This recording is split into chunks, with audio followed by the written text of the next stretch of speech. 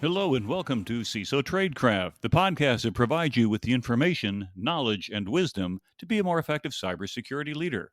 My name is G. Mark Hardy, and today we're going to talk about mobile application security.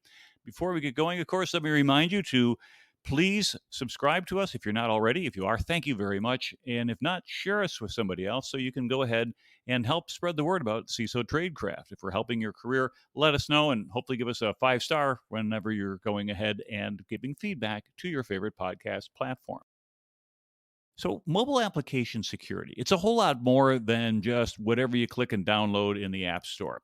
It turns out that I've learned an awful lot doing this episode that there's an entire ecosystem out there and a lot of moving parts, particularly if you're in an organization that does mobile app development. Now, even if you're not, don't say, hey, this doesn't pertain. Go ahead and keep listening. Why? Because someday you may be there, and this is going to be a great reference episode. So I've got a wonderful guest for you today. I think you'll really enjoy the show. And now it's my privilege to have Brian Reed, the Chief Mobility Officer from Now Secure. He's going to discuss a little bit more in terms of, well, really, what can you do with mobile security and how can you make it a reality? Brian, welcome to the show. Thanks to you, Mark. Thanks for having me. I've been a faithful listener for over a year, and I'm excited to be part of the conversation today. Well, that's awesome. I understand you've been doing mobility or mobile for a lot longer than a year. Tell me a little bit about your background, if you wouldn't mind. Absolutely. So today I serve as the Chief Mobility Officer at Now Secure. We're a mobile application security company. My mobile history dates back to BlackBerry. So I got involved with BlackBerry earlier in the aughts. And that was back when BlackBerry was a pager, and then it became a phone, and then it became a phone with some apps, and so on and so forth. So it's been a wild ride through that journey. Was involved a lot in the early days of iPhone and Android when they were birthed, and basically replaced the BlackBerry in the marketplace, which is a story for a whole nother conversation. And work with a company called Good Technology. You might know they were locking down and providing secure messaging and application services on iPhone and Android devices to make them look like Blackberries to a security professional, and a couple of other things along the way. So I've been doing application development and security for most of my career. Wow. And you probably miss the little trackball on the BlackBerry for those of us who live with them.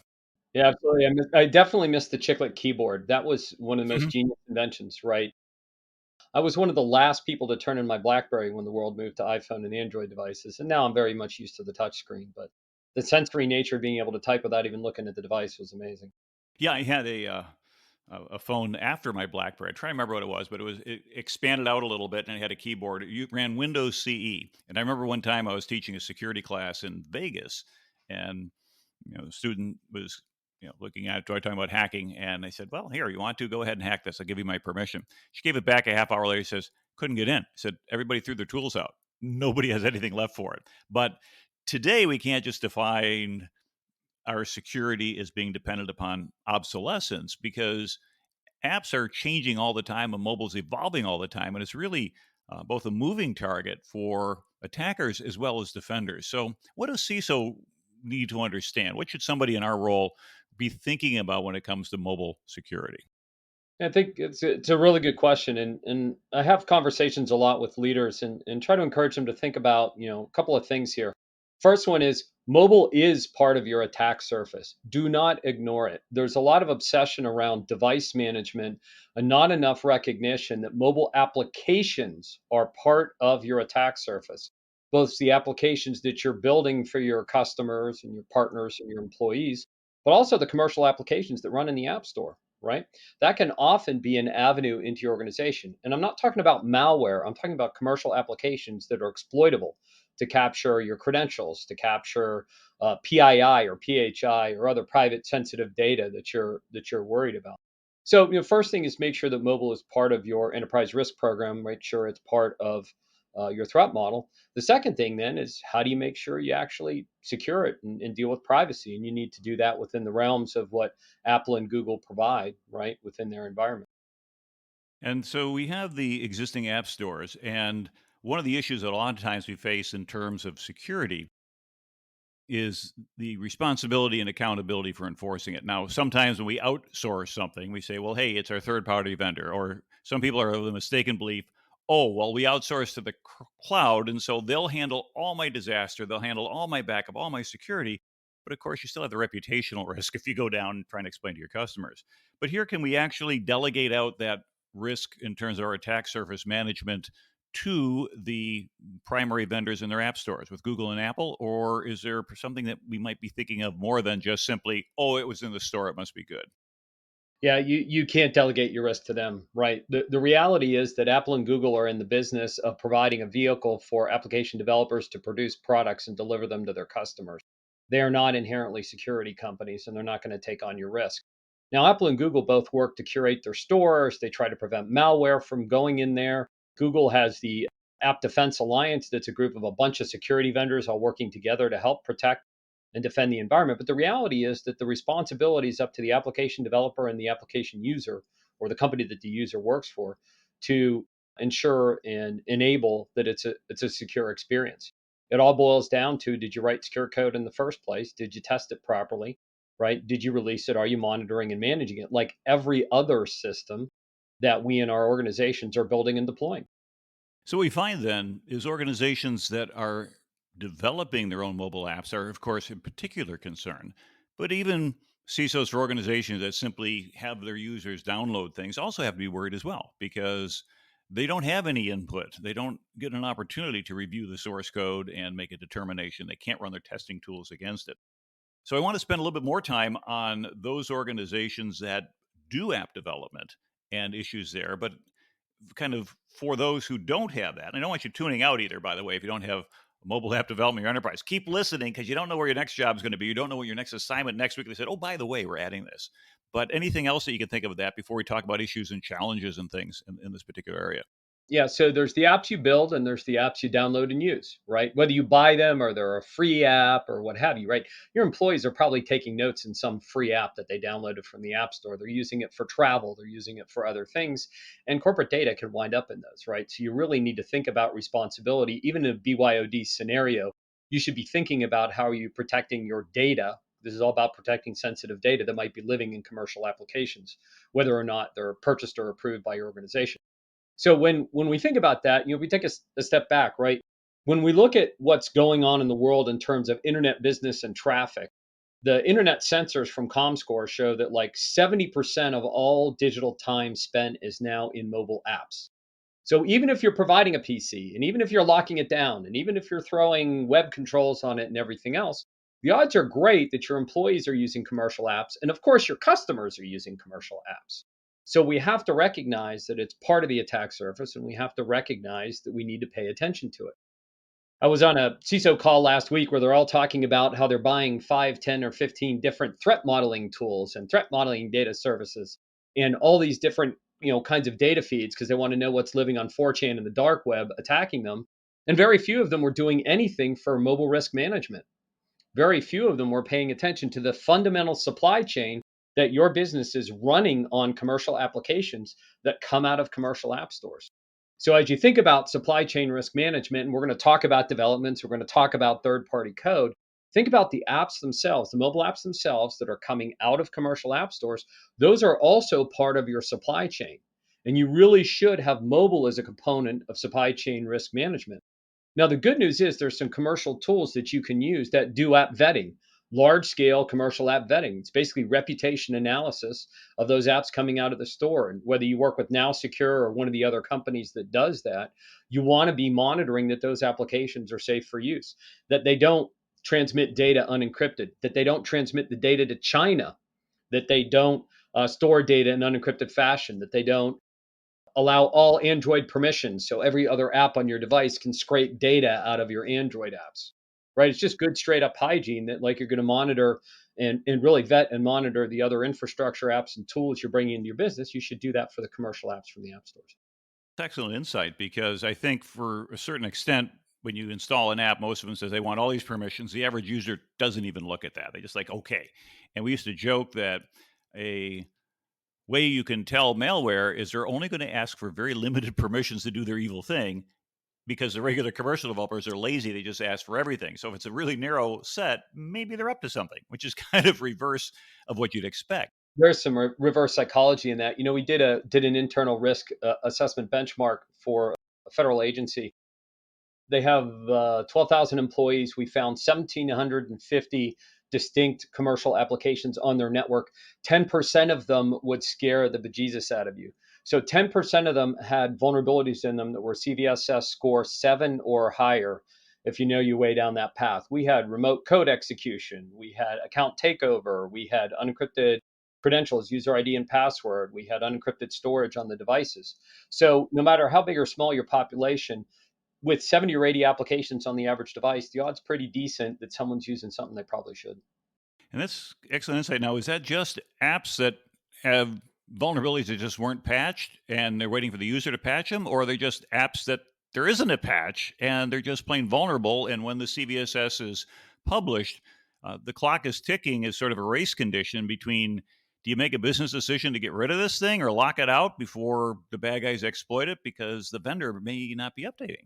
Yeah, I mean, the reality is these are things we found in our vulnerability. We do large scale vulnerability analysis. So these are active vulnerable situations. They may or may not have been exploited yet, right? When they're exploited, then we discover them in the news, and you find a CVE, right, showing up in the NIST listings.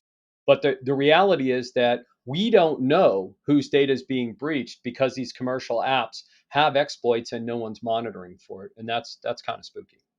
Now, it's not really MITRE or National Vulnerability Database or any of the other places that are tracking these things to go ahead and maintain hygiene for these companies. Pretty much anybody can write an app. And in fact, for some people these days, it might be one of your first programming assignments is to say, write a simple app and go from there. Unfortunately, it's like building go build an airplane. Oh, we forgot to go ahead and put some safety features. Yeah, there's no rudder on it, so you can't steer it once you get in the air.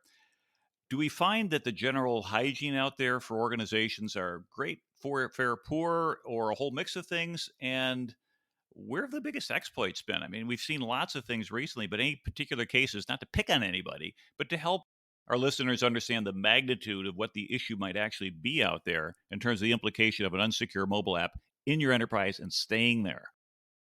So I'll give you kind of I'm going to give you some data and then I'm going to give you some how to solve the problem, right? So if we do some wide scale data, so in our analysis of the millions of apps in the Apple App Store and the Google Play Store, 85% of them, that was 85% of them, fail one or more of the OWASP Mobile Top 10 or one or more of the categories of OWASP MASVS, which is the replacement for the OWASP Top 10. That was 85%, right? 60% of them fail two or more. So it's not just like one problem, it's many. Now, if you slice across them and say, well, let's go take a look at privacy and PHI, PII, and data leakage, well, you discover about 70% of them leak data in a way that would violate CCPA or GDPR. So now I've got security and privacy are major concerns. And this is literally millions of applications. So if you were to ask me the quality or the state of the world, it's sort of like web based cross site scripting. That thing has been around for 20 years and just won't go away. And the reality here is that the majority of mobile apps are insecure in some way, shape, or form. Now, that doesn't mean all developers are bad, right? That doesn't mean all apps are bad either. It's just very wide scale weaknesses in security. And there's really three reasons. The first one is we all know that developers generally aren't taught security in the first place. So, with mobile, just like anything else, you need to teach developers about security. The second thing actually has to do with the difference between the architecture of web and mobile. When I write a web application, 90% of the business logic, code, and storage is behind a firewall. And a small amount of the application comes down into a browser, and that browser itself is a protected environment. Some browsers are more secure than others, but it's basically protected. That has controls like are you allowed to persist at disk, and it handles SSL, two-way SSL communication. All I have to do as developer is write HTTPS, and I've got an encrypted connection. When you build a mobile application, you got to do all that yourself. So now 90% of the app lives on the device and it connects to remote logic. But there's a lot of intelligence and data on the device. That device, they have to figure out how to do storage. That device, they have to figure out how to set up and tear down a network connection and do it the right way. It's not a simple one line HTTPS and you make a remote call. As a result of that, there is a large, wide scale variation of the ability of developers to write code the right way and do those things as the right mechanism. Now, Apple and Google over the years have been doing a good job of making things stronger and stronger and simpler and simpler. Apple came out with something a few years ago called ATS. ATS, App Transport Security, is the default way to do encrypted network communications. 65% of the apps in the Apple App Store disable ATS and roll their own for network communication. All right. On Android, Android created something called Safety Net. And the idea basically is it can detect whether a device has been tampered with, rooted, or something else. Only about 30% of the applications on Android use that API call to discover whether that Android device has been tampered with or not and unload themselves on a tampered device. So there's a lot of APIs that developers could be using that they're not, which sort of points back to my first point on the education side. So those are like the sort of the three dark horsemen of the apocalypse are lack of training, right? Very hard architecture to write securely, and lack of use of the standard APIs in the right way in order to help lock down those applications. Well, it seems that the lack of training can often be solved with, well, getting your developers some training programs, and there's many sources out there, but they take time and money, and usually there's an imperative to get something out the door. And now, as we're looking at the economy going the way they are, maybe we're going to see training budgets get a little bit crimped, and so I don't see that getting better overnight. And having some sort of a secure development area or that mindset, it's just not there. But the last one to me was sort of fascinating. What I would call the API disuse. It's not misuse, it's just disuse. If it's there, if it's already written, why would a developer not just plug in and go with it? Is it that tough to figure out? Well, I think it does go back to the training. It is complicated because again, if like I said before, it's not writing a little JavaScript that runs in a browser. You have to understand how to write code in a standalone application that can launch itself and run on a device because now most of the logic, the setup, the logic, the GUI, and everything is living on that device. So the amount of code a developer has to write is fundamentally more in a mobile app than a web app. Now the good news is training's free. So Now Secure, for example, has something called Now Secure Academy. We freewared it. So it's got 60 hours of training for developers and security people to learn everything they need to know about mobile. Some of the most popular courses are what are the 5 APIs I should be using? What are the 5 most common vulnerabilities, right? Go have your developer watch that 30 minutes later when he's done. He's like, oh, I should use these 5 APIs, right? And so what we're actually trying to do is open source that training in a way to raise the bar. And there's thousands and thousands of people that have taken that training. So Apple and Google are also getting better in their documentation. The documentation and evolution, they now have videos, they now have developer guides, and so on and so forth. And that's why I think for the people who are serious about it, the quality is getting better. The challenge is in the breadth of the world. There's such a variability of developer types that it's different. In the highly regulated industries, we are seeing better performance, right? So finance and fintech and health tech and those guys, they're more serious about it because of the obvious reasons in their business with regulations. So they're more likely to be successful there. So if a CISO finds themselves in a environment where we don't have the benefit of, if you will, that mature environment where there isn't a lot of regulation, and therefore the dev shop probably isn't taking advantage of things like the free Now Secure training and having the standards and knowing what the APIs are. How would that security professional effectively influence that dev team without either creating a lot of hate and discontent or what? I mean, that to me, because the biggest difficulty has always been for a lot of times when it comes to developers and the head of security is there's not a direct reporting relationship. It's sort of a sideways. You have to influence rather than direct. But what makes that work? I think when we look at that, it's this is one of those art and science and everything on the truck, right? So you've ideally the organizations that we see that are most successful, first is they have something like a security champions program in some way, shape, or form. And that's really where, smart security people try to find some smart developers and kind of get them to come down their path. Oftentimes that could be developers that already are writing high quality code, and oftentimes that's actually switching the security story to a quality story. Hey, we're all in this together. We're trying to create quality apps that everybody wants to use. Let's make sure we understand how to take advantage of quality. And you treat security as just another kind of quality bug. That can be part of the path. I think the second thing is really around the enablement to help bring the developers along the path.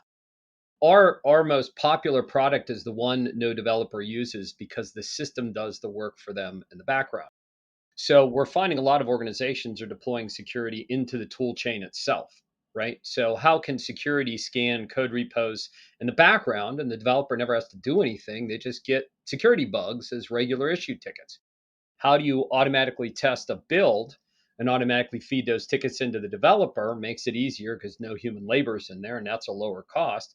And then when you do that, make sure the tickets you feed to developers, we all know this, traditional SaaS tools are high noise, high annoying, high false positives. Make sure you give high fidelity issues and issues only to the developer. But to go with that, make sure you have embedded remediation. The most popular thing we added in our suite last year was the ability to include automated embedded remediation in a ticket. So the ticket actually has the code examples, the developer instructions, links back to Apple and Google documentation about the APIs, mini training videos, and everything else. So now you have a mean time to repair that can be measured in minutes or hours, not days or weeks. And when it's easy to do, like cut and paste and change a variable, developer's going to do it, right? It's just easier to help them actually get the work done. So that's why I often talk about CISOs don't, they need to train their team not to be the department of no. They need to train their team to be the department. I'm here to help and I'm going to give you tools to enable you to do what you need to do. When you make it kind of transparent in that work environment for those developers and you give them highly accurate results and you give them embedded remediation instructions and sample code, it goes a lot faster. And that to me, when you were saying that, I was just kind of stunned. It's like, wow, I didn't even know such a thing existed. That sounds absolutely like the best of all worlds. Like someone's done a ton of homework, and then you can drop the noise. You want the signal noise ratio to be high. That's obvious. I think we know that. But the hard part is that what to put in that signal, other than okay, well, you're out of bounds here, or that's an incorrect call or something like that. But what you're saying is the tool sets actually have enough smarts in them, if you will, to give you contextually aware feedback for the developers that they can go at it right away. And that to me is nothing short of amazing in my opinion. It is pretty amazing. You know, for those who are development oriented, you probably saw that GitHub bought some security companies, and GitHub's embedded security in the repo environment. And we work with that. We provide the mobile solution in that world. But what we did is we actually did time motion studies. We've been doing this for 12 years, right? We're not like somebody's new company yesterday. Time motion studies. You can compress the pipeline and speed the performance and get everybody on board if you do a couple things. Establish a mutual policy in the front end. Let's all agree that we're going to use OWASP, and here's the coding practices we're going to use, and here's the testing practices we're going to use. Deploy a little bit of training, like 30 minutes of an online training course on what 5 security APIs to use. PM team pre-written for PM coding requirements, right? Ticket requests for the PM to go into issue tickets, right? That are requirements for how to build something on a secure way. People often call them non-functional or functional, depending on what they are. Like, do you want to have multi-factor auth, or how do you want to do storage, or what PII should be kept and thrown, and things like that. Automate the test continuously in the pipeline. Feed remediation tickets with that embedded knowledge, right? Contextually aware embedded knowledge back to them. Do a pen test once in a while, but make sure security is mostly running autonomously. Suddenly you've compressed the speed, you've got everybody aligned and on board, and now you get the throughput so they can focus on the innovation parts and not stumble with the security parts. And so what you're really doing then is you're taking away security as a potential obstacle and you're making it a form of enablement.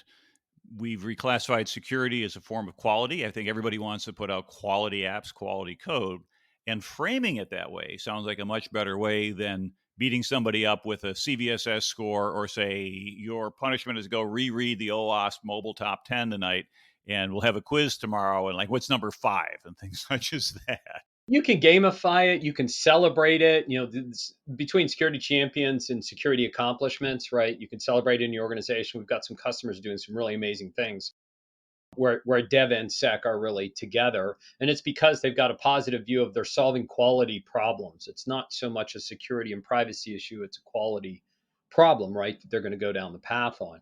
Bringing them together with a mutual agreement of going down that path has a lot to do.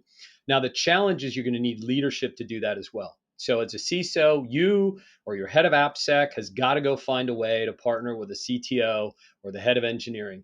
And if you can't do it enterprise wide, find a great progressive team and start with a progressive team who has that quality in their backbone. And then you can build off of that to do your iterations. And that sounds almost like the same advice getting a DevSecOps program going. That is the same thing, just It with a really different is, name. just for mobile. Yeah, and it's with a slightly different name, right? And I talked about the architectural differences, between web and mobile, but almost everything else you're doing for DevSecOps, you can do in mobile. The tooling is there, the automation is there, the enablement is there, the training is there, policy-driven testing is there, and it's interesting too. I didn't mention this earlier, but I'll just toss this in. OWASP started with web, and they recognized mobile was different enough that we now have the MASVS and the mobile program and the mobile top 10 that's different than the web top 10. MITRE did the same thing from a threat perspective. There's the MITRE attack, and there's a separate MITRE mobile attack. And by the way, if you haven't seen the MITRE mobile attack, your team ought to be looking at it. But from a DevSecOps perspective, other than the tooling under the hood and the APIs, all of the other constructs of how a good DevSecOps pipeline run are the same. So you can get leverage across your web and mobile teams. Yeah, and you mentioned the MASVS, which pretty much has four achievements. And we'll throw a little bit of education in here to provide requirements for software architects and developers seeking to develop secure mobile apps, exactly what we're talking about, offering an industry standard that can be tested against mobile app security reviews, clarifying the role of software protection mechanisms in mobile security, provide requirements, verify effectiveness, and provide specific recommendations as to what level of security is recommended for different use cases. And again, it sounds like you've almost automated a lot of that. It's really cool. So MASVS, so the OWASP mobile project has two documents, MASVS and MSTG. MASVS is the cookbook, MSTG is the testing checklist that goes with the cookbook, right? And we have some equivalents in the web world. What's really awesome about what's going on is the OWASP MASVS is going through a refactoring right now. And at the end of this year, we're going to be able to do compliance as code. That means that the industry will be able to take the MASVS spec and automate it in a pipeline for DevSecOps. So imagine a world where 80 to 90% of all your OWASP test requirements can be automatable in the pipeline.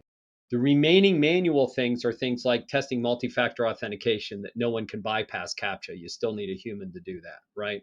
And you may have some last mile things like maybe you have a mobile app talking to an IoT thing, and that's something kind of hard to DevSecOps automate. You may need a pen tester in the middle to test some of the last mile stuff when you have connected device type scenarios.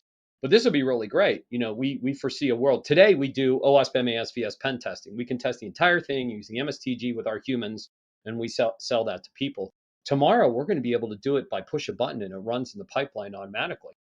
And if Dev and Sec agree these parts of MASVS is what's going to be our security standard, then you have a compliance as code infrastructure now running in your DevSecOps pipeline. That's super exciting.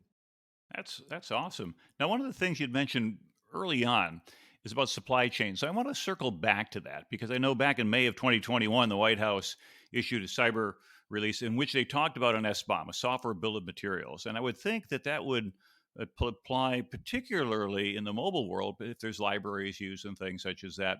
How do you see that affecting the mobile app development environment for organizations, and what protections, caveats, resources should be available for that? Yeah, so there's sort of good news, bad news, and similarities, which is SBOMs as organizations, we're all going to need to be generating and examining them. If you're a commercial vendor who wants to sell to the federal government, you have to generate an SBOM and provide an SBOM with whatever it is you're selling to the US government. And that's probably going to bleed its way into industry. A lot of organizations over the past decade or so that are more regulated have been paying attention to software bill of materials in a more sophisticated way. We've seen that largely in financial services institutions that are more advanced, right? So software bill of materials is one piece of it, right? I said earlier that the apps themselves are a supply chain. The components in the apps that are built either by you or by someone else is a supply chain as well, right? We need to pay attention to it. There's some cool things going on with Dependabot inside of GitHub. There's some great things going with OWASP, by the way. I'm a big advocate of OWASP. OWASP now has a Cyclone DX project. The Cyclone DX project is a standardized way to do supply chain security and SBOMs. So we're seeing the industry come together in a more standardized way to do SBOMs and SBOM data gathering. As we continue to evolve, I think that the state of the art is going to be SBOMs are going to become part of the underlying mechanism for tracking what's going on with apps. You should have SCA in your pipeline. You should be monitoring the third party supply chain of your components. And then the SBOM is what are all the components in my bundle that make up my application and what is safe and what is not and what should I update and what is not. SBOM is basically bringing transparency and observability to us to say what is in there, what should I worry about. So if you're a CISO on this call, your team should learn about what they are. They should learn to use them as a tool. You're probably experienced with SAST and DAST to make sure you have SCA. and make sure you think about between dev and sec, what are you going to be doing in terms of tracking and learning and reporting, leveraging your software bill of materials. So I like that because the SBOM does provide that transparency and almost like a nutrition label on the side of a package of food, you know what's in there. And you say, hey, wheat, I'm okay with that. Crickets, maybe not so much. And although who knows, we'll give it 5 more years. But someone else had pointed out to me when in a different discussion that if you see a fairly short SBOM that is attributed to say, yes, this is correct, this is all that's in there, what that tells you is what? That the developers, we wrote it ourselves, and as a result, they didn't use existing libraries, which can be tested, evaluated, and scored. But now you've got a big bundle of who knows what's in there.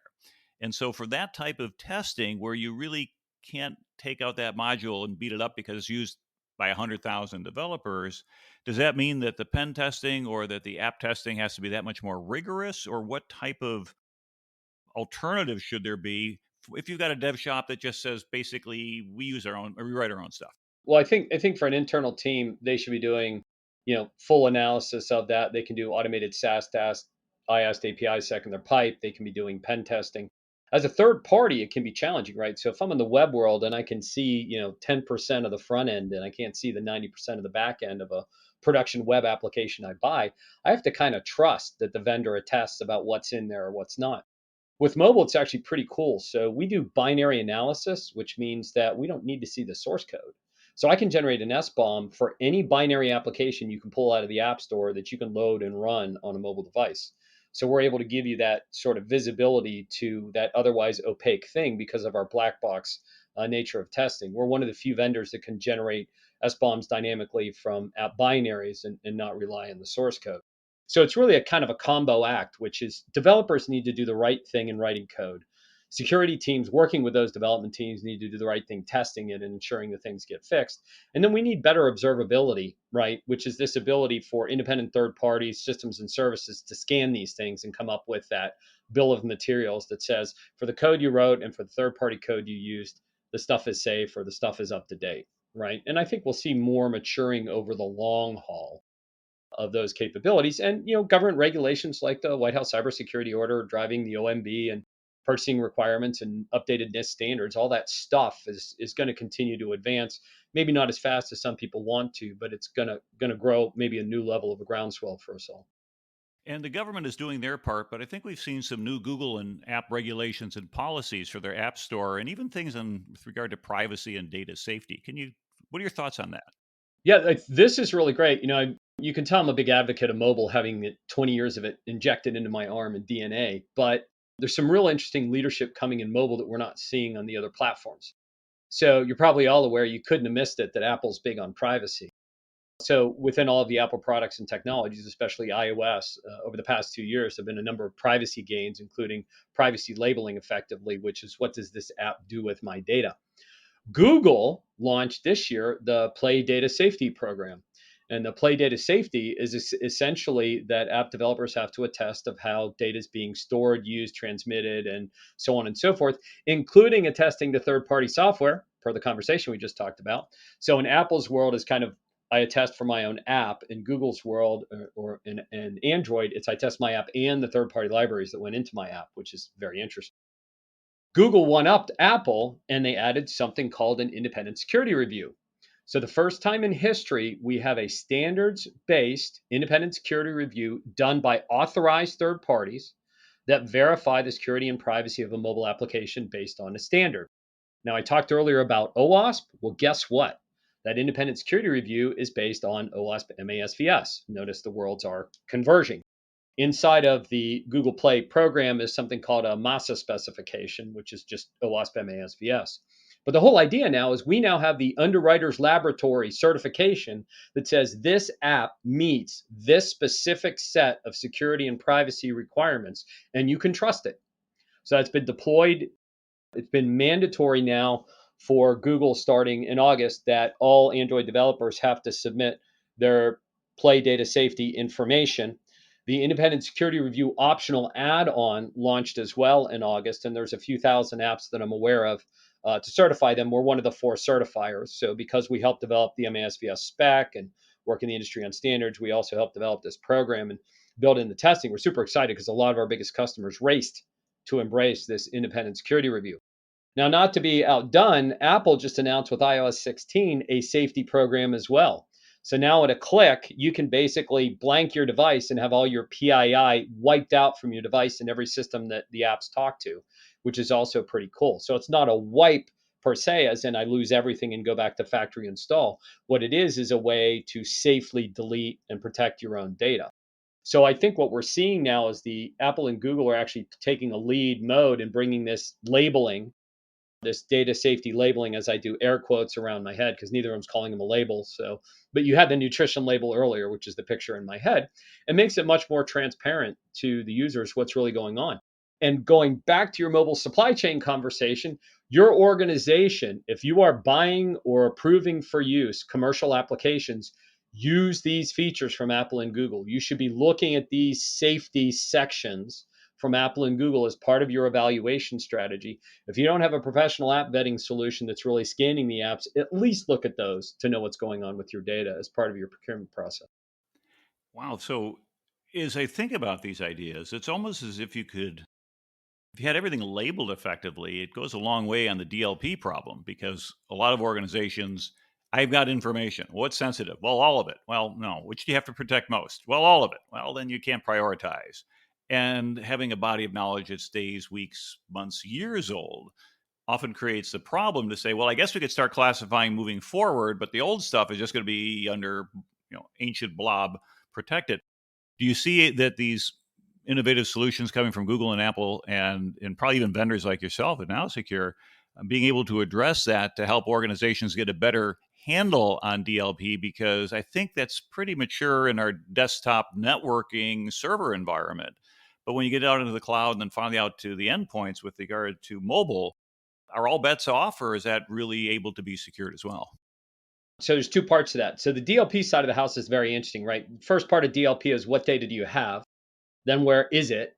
Who's got access to it? And then what are we doing with it? What's its life cycle effectively, right? So it will be interesting to see if the data safety programs could evolve in a way that maybe the enterprise could get some capture of knowledge about, hey, these kinds of data are living on these devices where maybe you didn't have visibility to that before, or these applications are interacting with certain kinds of data. So stay tuned. I mean, I don't know anything inside on that, but I could see that that would evolve. I think what's fascinating to me when you talk about endpoint is we obsess about managing endpoints as security professionals, right? So BlackBerry was the ultimate secure lockdown endpoint that had one really good secure application called email, right? And then BBM if you were addicted to their early generation messaging technology. And we do all this work to lock down our laptops. And in some regulated worlds, you hear employees complain about how hard they are to use and yada, yada, yada. We just haven't been doing that much with mobile. BYOD really changed things. And most organizations are allowing BYOD and they're trying to rely on an MDM or something else to lock down the endpoint. As I said before, just because my device is managed doesn't mean my application layer is safe. It doesn't, MDM is a configuration option. It is not a security control. And so we need to think about what am I doing to secure those apps? And I need to know what data is in them and I need to vet them, whether I'm building them or whether I'm downloading them. And that's, I think, a very important insight is that a lot of people think, oh, I got MDM, I'm good.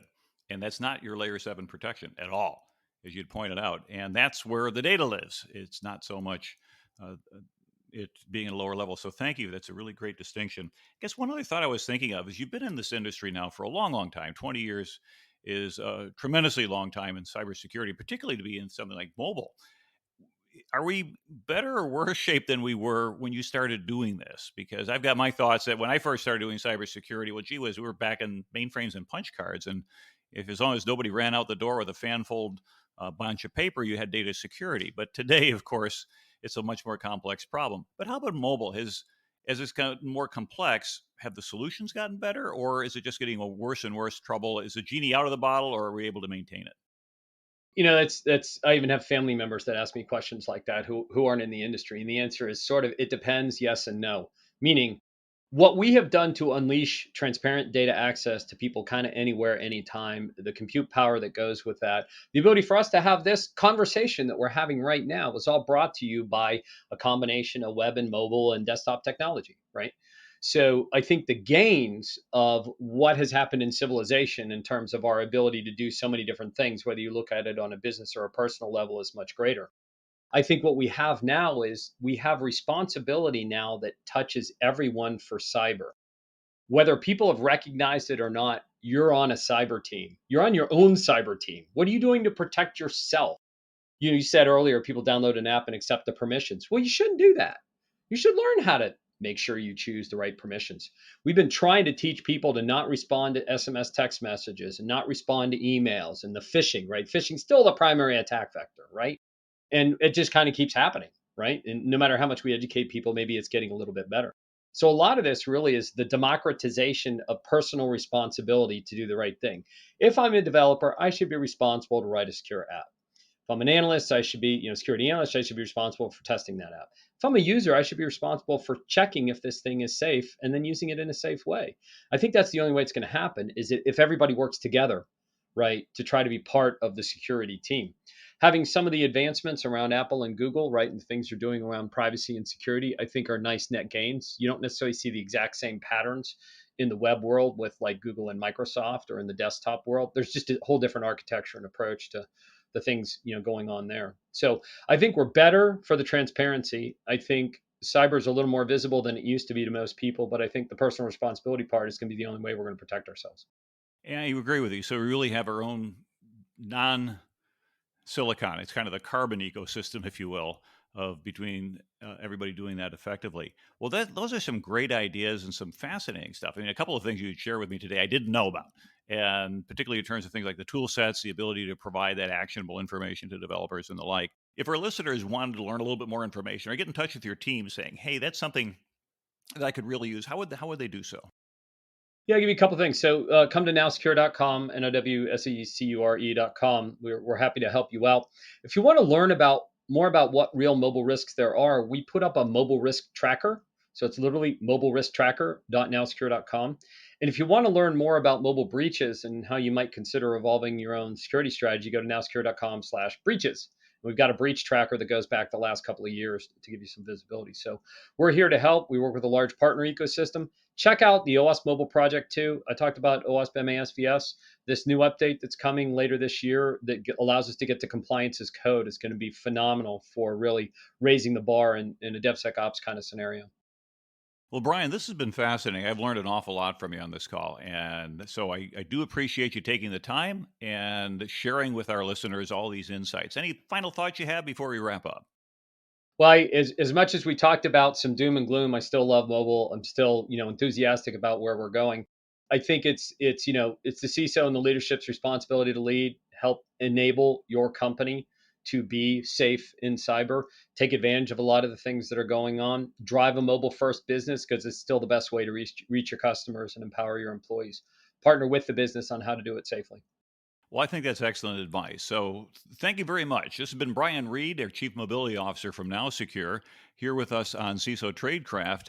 And we hope you've enjoyed this particular show. If you have, please make sure that you give us a like or 5 stars on your favorite platform that you listen to on podcasts. It really helps us boost our ratings, which would allow us to meet and greet more people to help them with their careers. Of course, pass it along as well.